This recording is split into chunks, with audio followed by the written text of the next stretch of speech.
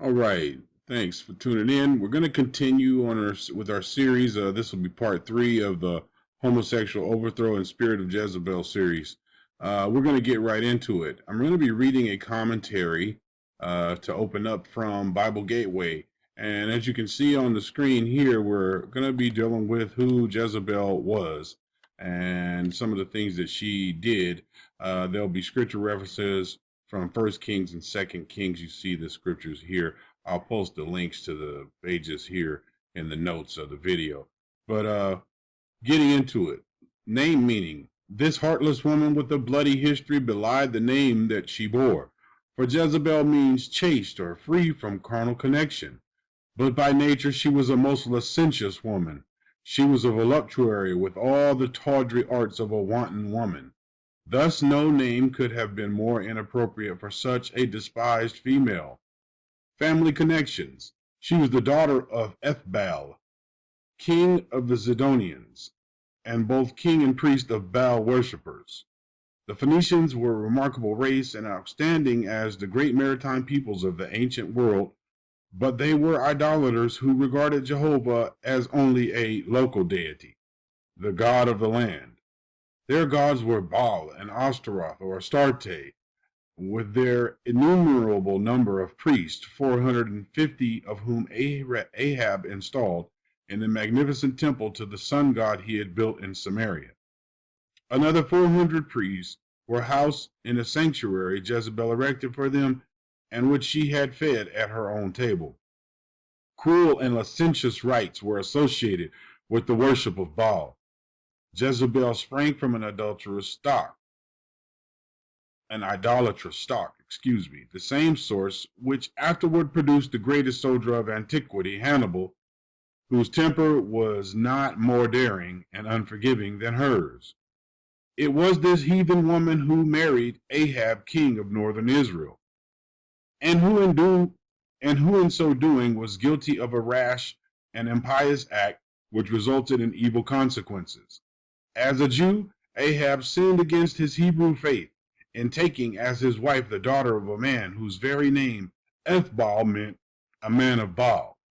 How or where the strong-minded, idolatrous woman and the weak and spineless king met, we are not told. Doubtless seeing her, Ahab was fascinated by her beauty and forcefulness of character and fell for her, and Jezebel, ambitious and proud, eagerly seized the opportunity of sharing the throne of a king. Any man able to resist the wiles of a beautiful but wicked woman possesses true heroism.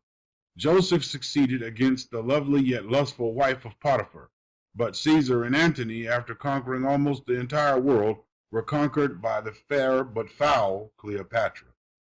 Let conquerors boast their fields of fame, he who in virtue arms a young warm spirit against beauty's charms, who feels her brightness, yet defies her thrall, is best bravest conqueror of them all.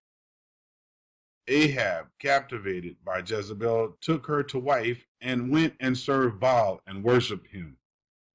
All other sins of Ahab were light compared with his marriage with Jezebel and the serving of Baal that followed. 1 Kings 16:31, see also Micah 6:16.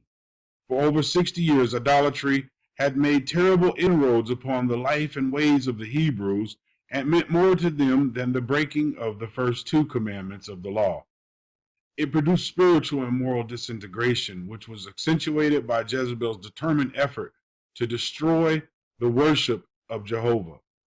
Let us try to delineate the character of Jezebel, a name which has come to mean in all ages a striking proverb for seductive power, worldly subtlety, and wickedness of the worst type. Now,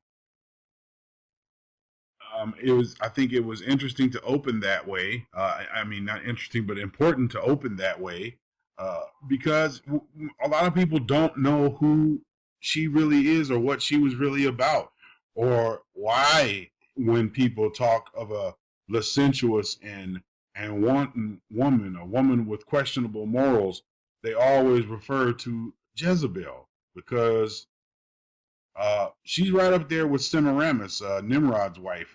She was pretty awful woman, and there this spirit that is embodied by her actions is alive and well today. And I believe that it is a great reason why the feminist movement is so hateful and bent on winning, is becoming to prove a point of them being more important than men, and this emanates from the enemy. This is a work of Satan, and the next thing we're gonna get into is something that, I'll be quite honest, I wasn't really aware of, but it's called MGTOW. I believe that's how they say it. Let's get to this page right here. What is MGTOW? Well, it apparently means the men going their own way. And as I said, this was something that I wasn't totally aware of, but the concept of it to me is not at all foreign. I'm one of the kinds of men who are not popular today, although I am married, and my relationship with my wife throughout the years has not always been the best. And I'll be honest and tell you that a lot of the problems that arose in our marriage was because I was a very immature and selfish piece of work. And that would be putting it mildly. But God is a restorer, and if you're willing to humble yourself and admit that you have faults, there are people in the world who are willing to work together with you. Marriage is something that's very important, and I think that what has become lost in the world today is that it's not just about procreation. You don't marry someone solely for the sake of not wanting to fornicate or being an adulterous, with having sex out of the marriage. Those are components of it, but a marriage is also a business relationship, but anyway, MGTOW, men going their own way, is its own movement. And I really wasn't totally aware of that until I started doing some research on this part of the series involving Jezebel. And I found that to be quite interesting, that I ran across this by researching Jezebel and some of the ways that she works and how this spirit is permeating our culture and the world by a large part also. So we're going to get into this video here. So yes, this is an interview here. Looks like the channel is Men and Women Are From Earth channel on YouTube. This is a video here with a woman named Dr. Helen Smith. She is a PhD in psychology, and she's going to be giving some interesting opinions that you will probably surprise you if you don't know what this movement is about. But let's get into it. What do you mean when you say men are on strike? How? Men are on strike in terms of like marriage, fatherhood, and even the American dream, in the sense that they're not even going to college as often because there are so many reasons. It's just become a very bad deal for men today, and people don't realize it. People think men are immature. Like, there's all kinds of books written by Hannah Rawson, like The End of Man, and all kinds of things about the decline of men and manning up or whatever. But I think the real thing is that men feel that right now it's just a very poor deal in terms of legal issues. Men don't get kids as often. They're only about 10% of the time do they get child custody. They're the ones paying alimony. We don't even, I just did a radio show, and the guys were talking about how they literally were pushed out of the room when their baby was born and told, a mother was told that, was asked questions about, is your husband an abuser and that type of thing. And it's just appalling what men go through. I mean, I used to consider myself a feminist, but I thought feminism meant equality between the sexes. But now it seems to me special privileges for women. 20 years ago when I started my private practice, I had a man in a wheelchair who was being beaten by his wife, and there was no help available for him. And it really got me thinking about What do men do in that situation? And just the men on my blog and the readers from all over the country just prompting me and helping me to understand what men are going through in this country. And the last thing I want to say is men are not allowed to speak up. So I'm here as their sort of advocate, because if men speak up, they're called whiners, they're called, wimps, man up, and they're not allowed to talk. I've talked to men across the United States on my blog. I run a men's rights blog, and I've worked with men for over 20 years in my private practice. And what I found is that men say that it's the legal ramifications. They don't have any legal rights in marriage anymore. There's something called coverture, and what it is used to men held all the debt, all the cards in marriage, and they held the legal rights. Now women do. And if you look at it, men, when they get divorced, they only get custody of children 10% of the time. Even if the woman's cheating? If the woman's cheated, and if that's not your child, most states say you still have to pay. You find out 3 years later your 3-year-old isn't yours, you still have to pay in most states. Jim McNamara is a professor, and he found that 69% of the time men are portrayed in the media in a negative light as buffoons, pedophiles, perverts. And what messages is sending to people across the United States? I mean, to men.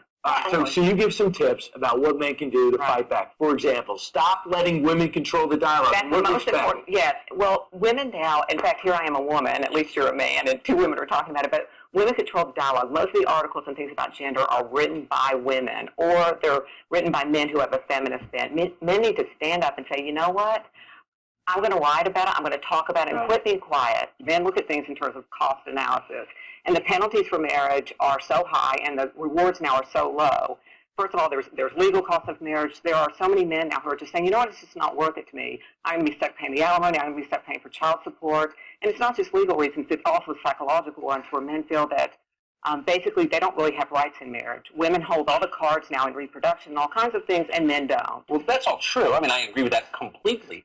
But it still doesn't absolve men of the responsibility to stop complaining about how the cards are against them and man up and become men, because you don't become a man until you assume responsibility. What man would take such a raw deal? I don't consider that a man. Well, it's not a raw deal. You derive deep satisfaction as a man by taking responsibility for other people. That's the only place you get deep satisfaction. So men are supposed to take a really bad deal and sign their rights away, and you call that a good deal. Look, you would understand economic I did. You did. Well, that's good, and maybe you have a really good wife, but a lot of men don't feel that way. Doctor, here's where I get confused. And forgive me, I just went to a wedding last night, so I'm feeling all loved up. Euphoric. Very, very, because it was beautiful. And any time you do see a wedding, that the hope is renewed, and it does remind you of what's great about marriage. And so you act as though marriage is such a raw deal for men, but you do get companionship, and you get love, and you get a family, and I see men enjoying all of that and embracing all of that. That's a different topic. Those are also things that you can get with a relationship. We're talking about the legal aspect of marriage. I'm talking about the political and the legal ramifications of marriage, where men aren't getting such a good deal there. And there are thousands of men across the country that I've spoken to and that will tell you differently. And the statistics are bearing that out. A lot of men, you think men need to man up, but to man up, you have to be getting something out of that relationship. What you're saying is that men are getting something just by having a woman. Here's the thing. They're allowed. The one thing I agree with on is men are getting away with having children without marrying the woman. They're not getting away with it. What's happening is a lot of women, number one, don't want them. The lower level women, what's happening is 40% of the women who are breadwinners, a lot of those lower level women are making $17,000 to $23,000.